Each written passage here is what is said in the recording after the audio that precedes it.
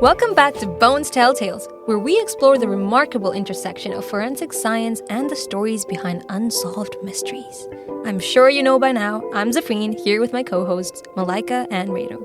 Today, we're diving into a compelling case from 1967 that showcases the incredible power of facial reconstruction in solving mysteries. The story of a young Native American man murdered while hitchhiking. Hello, everyone.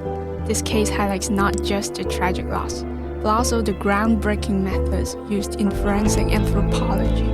Despite the efforts of law enforcement at the time, the young man's identity remained a mystery for years. That's right. The story takes a fascinating turn with the involvement of forensic artist Betty Pat Getliff, whose work in facial reconstruction would change the landscape of forensic science. Let's dig into the details. Let's set the stage.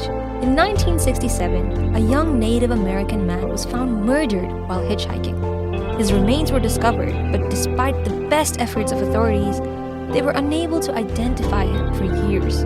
It's really heartbreaking to think about how many stories remain untold because the victims can't be identified. In this case, the lack of leads left the victim's family without closure for far too long. Exactly. This was a time when forensic technology was still in its infancy, but that's where Betty Pat Getliff comes into play. She was an artist with a compassion for forensic, and her involvement would soon change everything. When authorities turned to Getliff, she used her artistic skills along with scientific methods to create a facial reconstruction of the victim. Rado, can you tell us more about her process? Sure, Zafreen.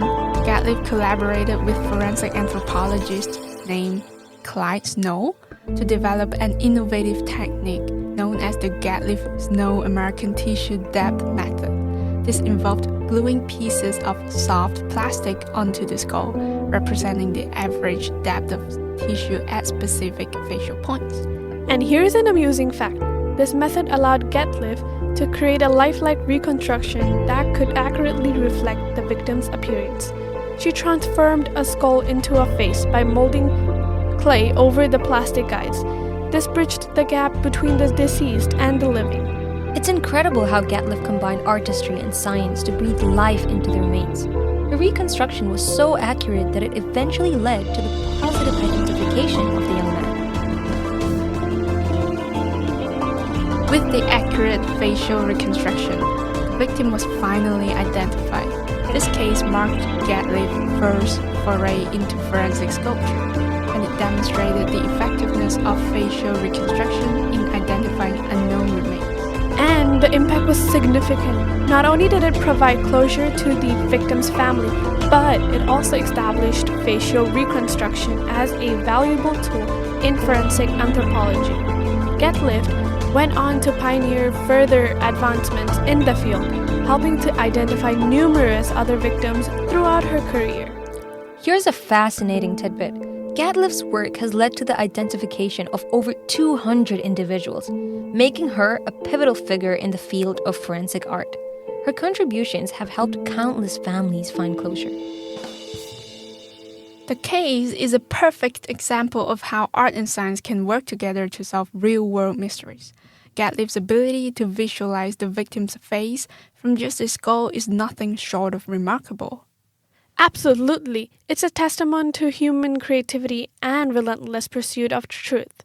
The collaboration between artistic skill and scientific technique opens up new avenue for solving cases that might otherwise remain cold. And let's not forget the emotional aspect.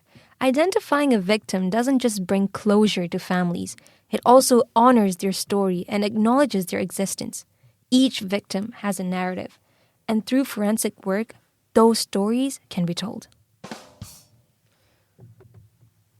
As we conclude today's episode of Bones Tell Tales, the story of the young Native American man reminds us of the profound impact that forensic science can have in bringing justice and closure.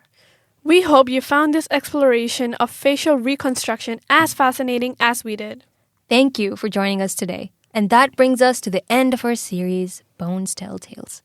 We hope you've enjoyed our dive into the mysterious world of forensic anthropology. So, Rado and Malaika, is there anything else you'd like to add before we conclude this series? Yeah, it's been a really incredible journey exploring how bones can tell stories and solve mysteries.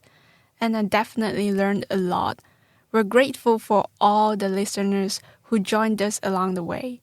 And of course, my fellow hosts, Zafrin and Malaika. Thank you so much, Rachel and Zafreen, and we hope our listeners leave with a newfound appreciation for the science behind the stories.